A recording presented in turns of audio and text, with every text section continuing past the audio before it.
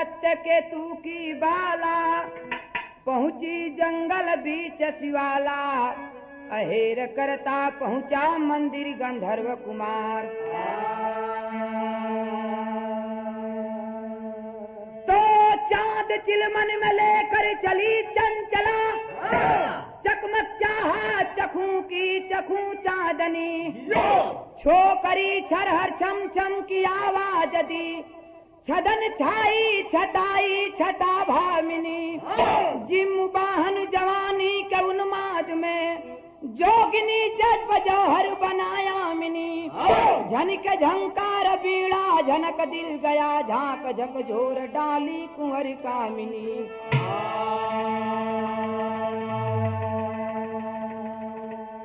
राजा सत्यकेतु की बिटिया नित्य कर्म का काम था। जंगल में एक खूबसूरत मंदिर, उसी मंदिर में आकर के पूजा करके पुनः लौट करके अपने घर चली जाती थी। एक रोज जिमुबाहन नाम का लड़का घोड़े पर सवार होकर के शिकार खेलता हुआ उस मंदिर के नजदीक चला आया। जब मोहिनी का नजर जिमुबाहन पर पड़ल, अब जिमुबाहन के नजर मोहिनी पर पड़ल, नैन चार हुई तो मोहब्बत का शुरुआत हुआ। तो जिमुबाहन लाख रुपए का बात कहा। यहाँ एक लाइन तर्ज मास्टर तनी चबड़ के दा।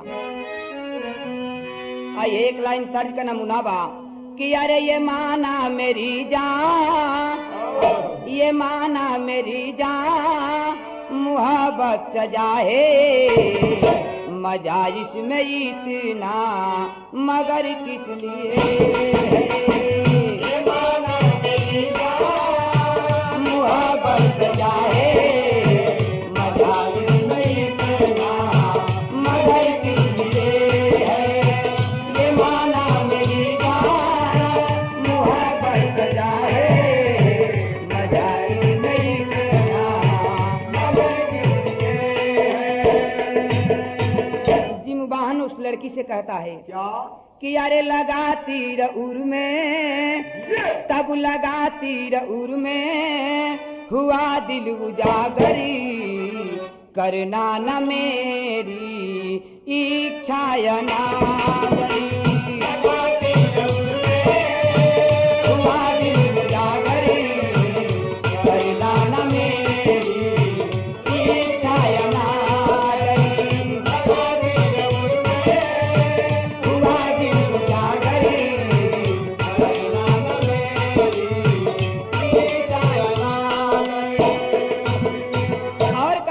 क्या कि अरे हृदय जल रहा है फटता जिगरी है हृदय जल रहा है फटता जिगरी हृदय जल रहा है फटता जिगरी तब हृदय जल रहा है फटता जिगरी है तेरे पास आने का तेरे पास आने का केवल फिक्री है। ये मिट्टी है मिट्टी, ये मिट्टी है मिट्टी में मिलना है इसको एक दिन यहाँ से जाना है इसको।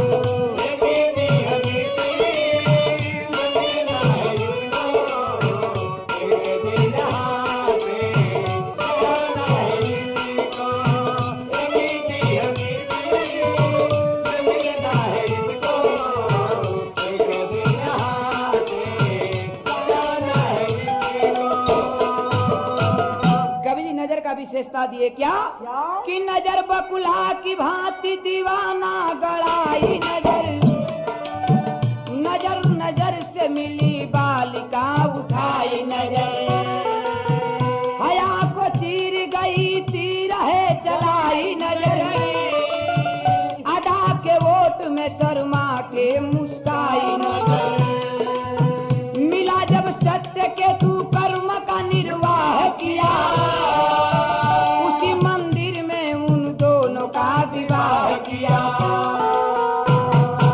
भैया जरा बात समझ लें। जब राजा सत्यकेतु को पता चला कि मेरी बिटिया जो है जिमुबाहन नाम की लड़की से शादी कर रही है, प्रेम कर रही है, शादी करना चाहती है, तो वो उस लड़की को बुला करके कहने लगा क्या? कि अरे बिटिया तूने प्रेम किया, कोई गुनाह नहीं किया। अरे ये कहा गया है, ये कहा गया है कि love is God and God is love. भगवान ही प्रेम है, ईश्वर ही प्रेम है और प्रेम ही ईश्वर है। बिटिया तूने प्रेम किया, कोई गुनाह नहीं किया। उसी मंदिर में ले जाकर के शादी करा दिया। लेकिन जब राजा सत्यकेतु शादी करा दिए उस समय की बात है।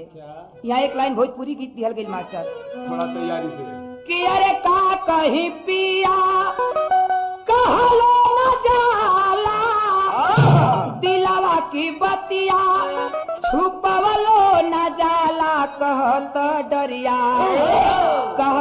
डरिया लागे लाए मोरे राजा। कहत डरिया लागे लाए मोरे राजा। कहत डरिया लागे लाए मोरे राजा।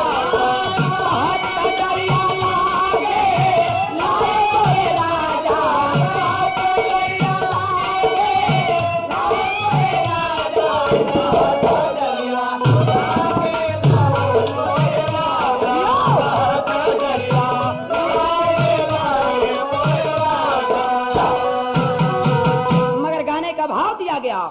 कि अरे हंसेला चनवा के पाई के चकोरिया, फूलवा महकी उठे तरसे तितलिया। भंवरवा रसा अरे भंवरवा रसा लूटे लारे दिला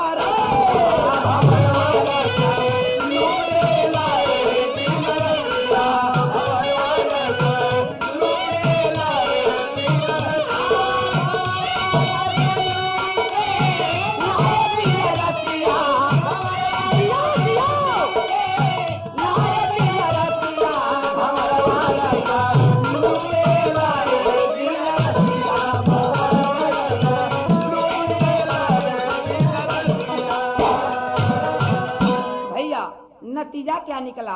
दुल्हन बन करके वही मोहिनी अपनी बाबुल के दरबार में फिर गई। मगर एक रोज की बात, जिमुबाहन अपने ससुर को बुला करके कहने लगा कि पिताजी इस तरह आपके घर में हम लोग कितने दिन तक रहेंगे, हमारी विदाई कर दीजिए, हम अपनी दुल्हन को लेकर के घर जाएंगे। हुआ क्या कि कुछ दिन बाद जब भइली विदाई,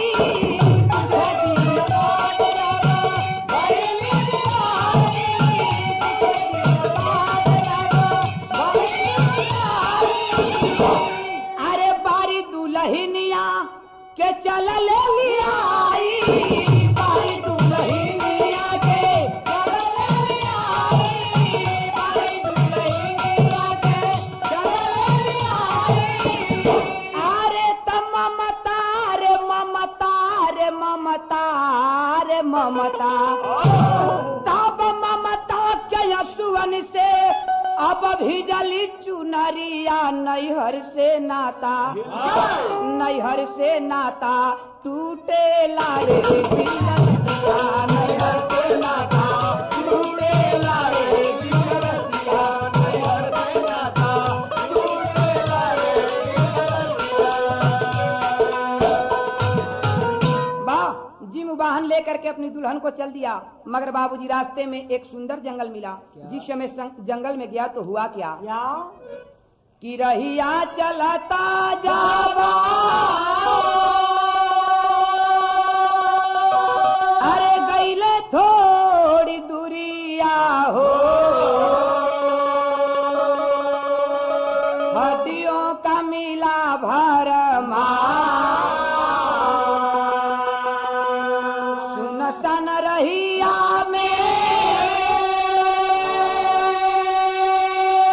अब सुन ले रोवैया हो। तब बुढ़िया से पूछे लन कुमार। जिस समय जंगल में गया तो देख रहा है कि एक बूढ़ी औरत हड्डियों की ढेर में बैठ करके रो रही है।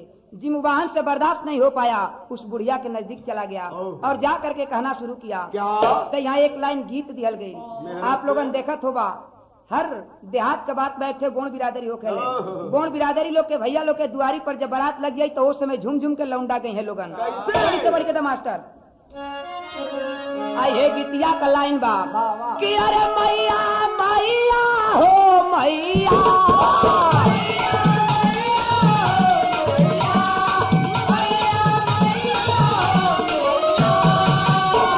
का लौंडा ही बात गाई कही का कि मैया मैया हो मैया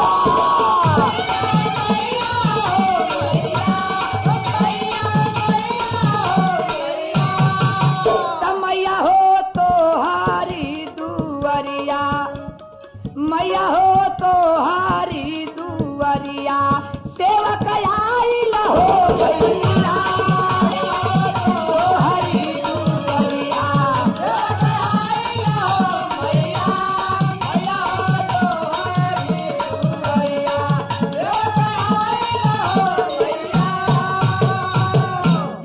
बुढ़िया के पास गया और बुढ़िया के पास जाकर के उसे औरत से कहने लगा क्या कहना शुरू किया कि मैया मैया हो मैया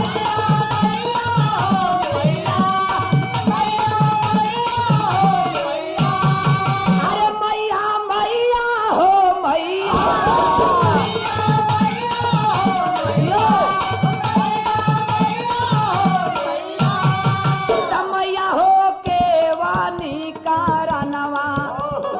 मैया हो के वानी कारणवा रोत बाड़ू हो मैया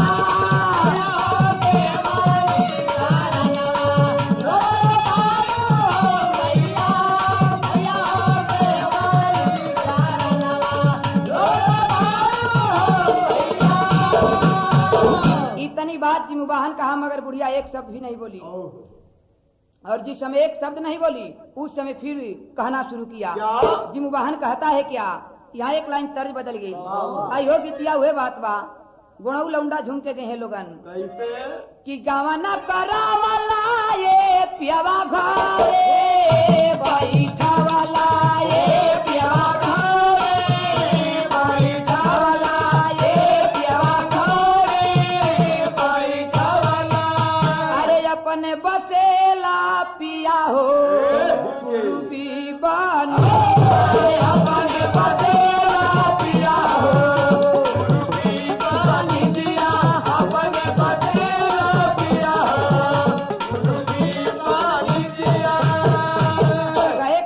मेहरारू अपनी मर्द से कहला से कि सैया तू चल जीबा तो हम रहब कैसे कि केकरा से हंसबो ये पियवा के गारा से बोलबो ये पियवा के गारा से बोलबो ये पियवा के गारा से बोलबो अरे केकरा से कहबो पिया हो दिलवा की बतिया केकरा से कहबो पिया हो दिलवा की बतिया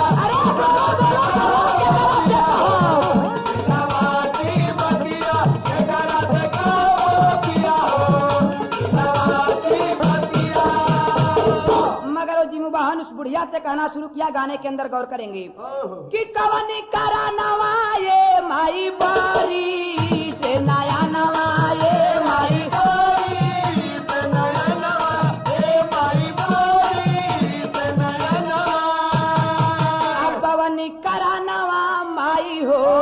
कवनी भी कवनी करानवा माई हो कवनी भी पतिया कवनी करानवा माई हो कवनी भी पतिया अरे बुढ़िया अगर इस बात को बताओगी तो मैं कभी घर नहीं जाऊंगा एक काम करूंगा क्या कि घरवा न जाइबो ये माई तू खावा मिटाइबो ये माई तू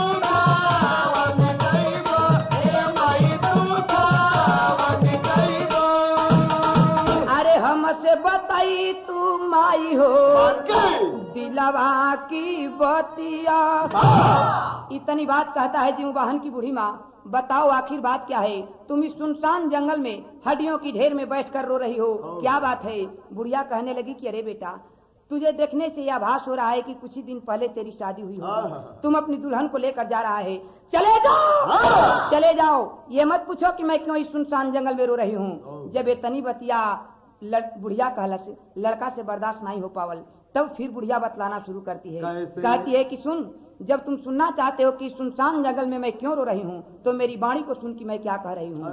क्या कहती है बुढ़िया?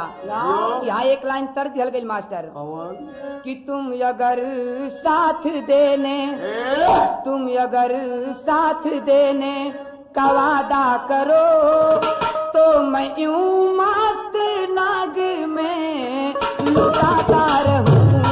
तुम अगर साथ देने का वादा करो, मैं मस्त नाग में लुटाता रहूं। तुम अगर साथ देने का वादा करो, मैं मस्त नाग में लुटाता रहूं। अरे लड़का, तुम ये पूछना चाहते हो कि सुनसान जंगल में मैं क्यों रो रही हूँ, तो सुन ले मेरी बात को कि दर्द की आग में मैं, दर्द की आग में मैं खुद जल रही, तब तेरा दिल जलाने से क्या फायदा। दर्द की आग में मैं खुद जल रही, तब तेरा दिल जलाने से क्या फायदा। दर्द की आग में मैं खुद जल रही, तब तेरा दिल जलाने से क्या फायदा। अरे बात तुझको बता कर मैं पछताऊंगी, आंसुओं के सहारे मैं पी जाऊंगी। अरे लड़का, मैं जानती हूँ कि ये बात बताने से कोई फायदा नहीं है। उस समय लड़का क्रोध में आकर कहता है कि अरे बुढ़िया, वक्त से पहले बुढ़िया, वक्त से पहले बुढ़िया तू मर जाएगी, वक्त से पहले बुढ़िया तू मर जाएगी।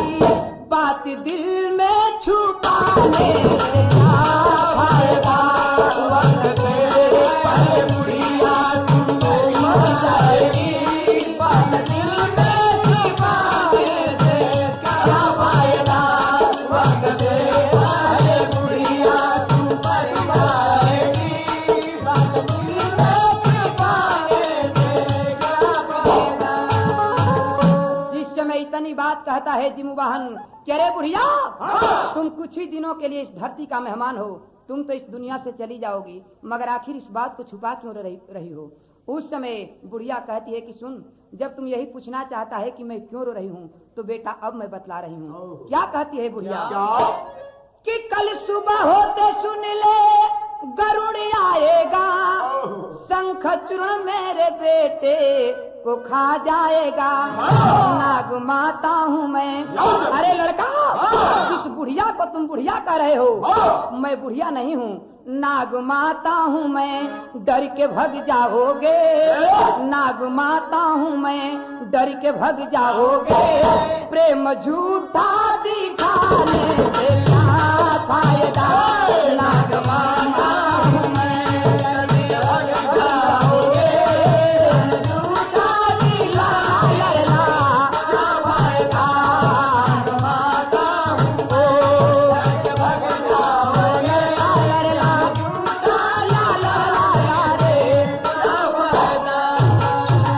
अरे लड़का, मैं बुढ़िया नहीं हूँ, मैं नागिन हूँ, सर्पों में नागिन हूँ, लोग मुझे नाग माता कहते हैं। अरे बेटा, जितनी तुम हड्डियां देख रहे हो ये गैरों की हड्डियां नहीं है, जितनी हड्डियां देख रहे हो जंगल में सभी मेरे बेटों की हड्डियां हैं।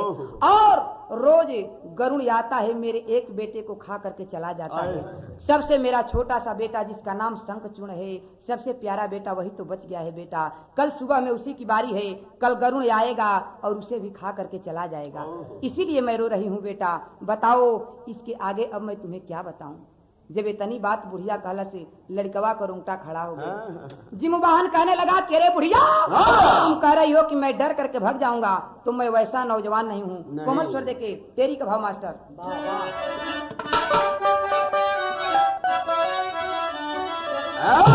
लड़का बुढ़िया से बताते हुए कह रहा है कि अरे जवानी कवनो तब जवानी कवनो काले ना आई।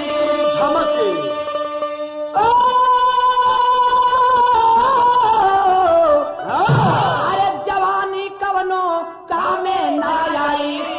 तब सोना दहक उठी चढ़ी न पीतर पानी।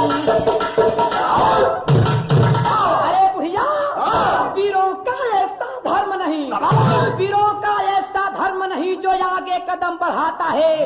कुर्बानी दे सर कटवा ले, पग पीछे नहीं हटाता है। जाऊंगा गरुड़ सामने में, जाऊंगा गरुड़ सामने में, बेटे को तेरे बचाऊंगा। आ जाएगा जमराज अगर उस काल से भी लड़ जाऊंगा। अरे बुढ़िया, तुम ये कह रही हो कि मैं डरने वाला नौजवान हूँ। मैं पहले ही तुझे माँ शब्द का करके पुकारा। तुम मेरी धर्म की माँ हो और वो मेरा धर्म का भाई हुआ। मैं अपने भाई को जरूर बचाऊंगा, जरूर बचाऊंगा। अपनी दुल्हन से कहता है कि दुल्हन तुम चली जाओ अपनी बाबुल के घर।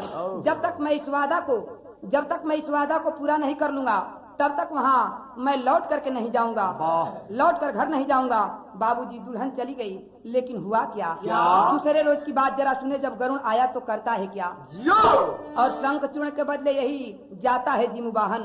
तो गरुण कहना शुरू किया कि अरे काहे मन बढ़ावला बबुआ, काहे मन बढ़ावला बबुआ, काहे मन बढ़ावला बबुआ।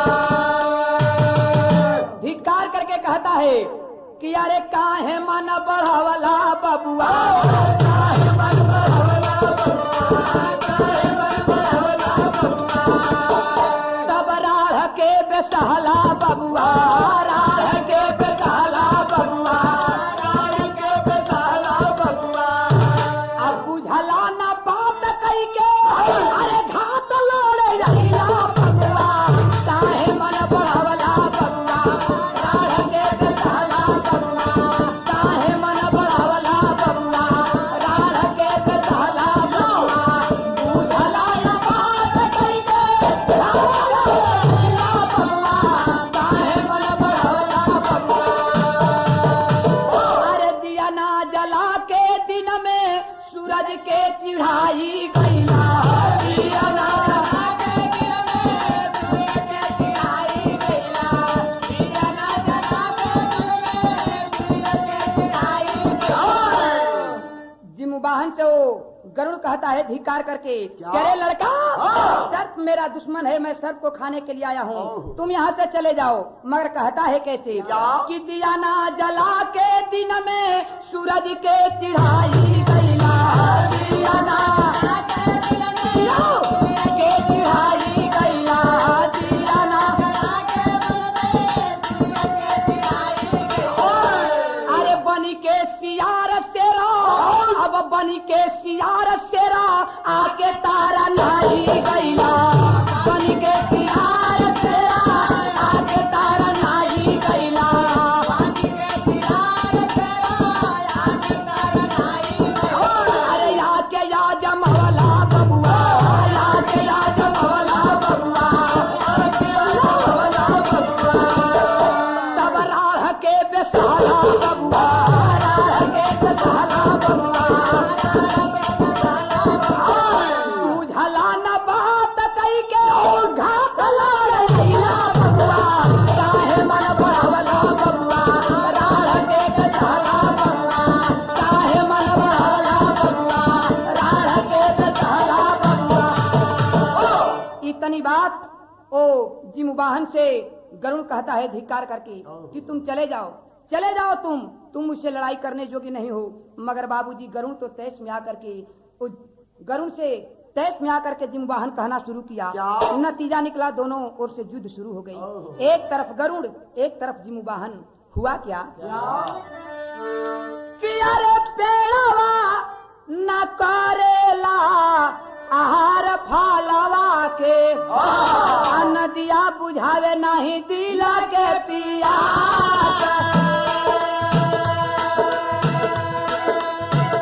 जानी के ज्ञान भंडार दुनिया में, गिरवन के तेज जैसे सूर्या के प्रकाश।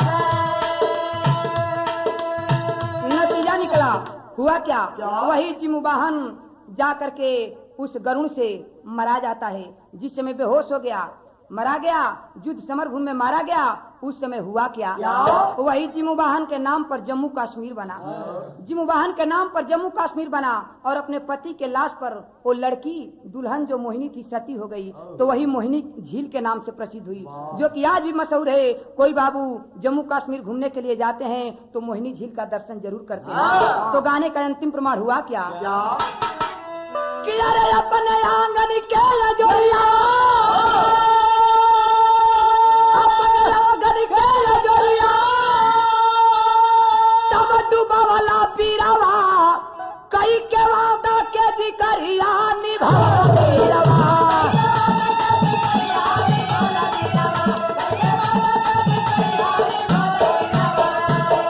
आह्लादित कहे गरुण बर मांगो राजकुमार, बोलो जिम्बुआ से बंधो सर्पों का आहार हो, मरते दम माता के बंधन से छुड़वला पीरावा।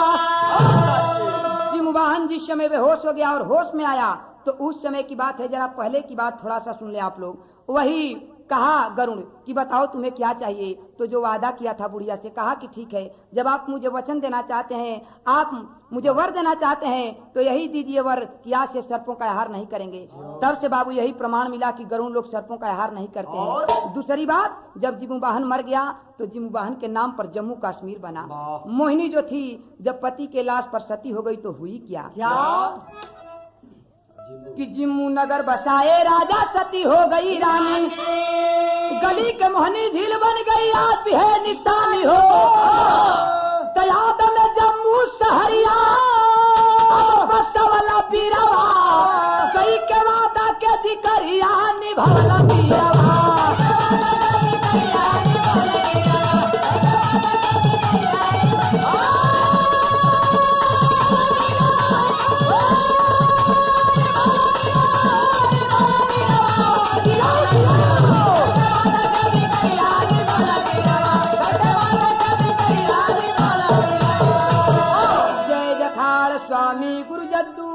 जय जखाड़ स्वामी गुरु जद्दू हबीबुल्ला की फुलवारी, कथन करे कवि गंगा सागर, सुबह की तैयारी हो, तब जवानी